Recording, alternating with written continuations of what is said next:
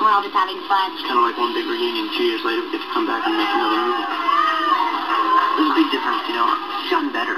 Camp Rock 2 is definitely a new year, new camp. There's lots going on. Who glued me to this log? This time around, they're turning the volume way up. Like the music, the dancing, everything is just incredible. I'm watching from afar, just freaking out and just I'm amazed. There's going to be super, super duper candy. So what's new at Camp Rock? There's an entire camp that's kind of rivaling against our camp. Things are looking not so great for Camp Rock because Camp Star have moved across the lake. So Mickey and her friends team up, and they work together to save the camp. Let's do this! Camp Rock Counselors! And they've challenged Camp Rock, and we have to step it up.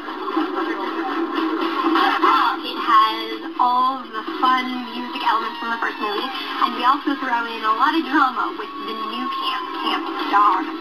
With a new camp rival, there are more songs to cruise to. This one is really kind of more like a musical where the music is telling the story, and it's very much a part of how the whole thing folds.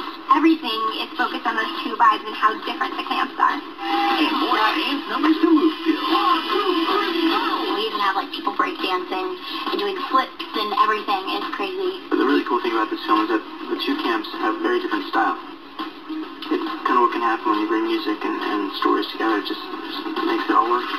Tune up your guitar. It's like one big family all over again. It's awesome to see everybody again. It's like a huge camp reunion. Pack your bag. Oh my god, we're back, we're back. It's perfect. We just fit like a perfect puzzle piece. It's that true feeling of all of us being on set again. And hit the road for the ultimate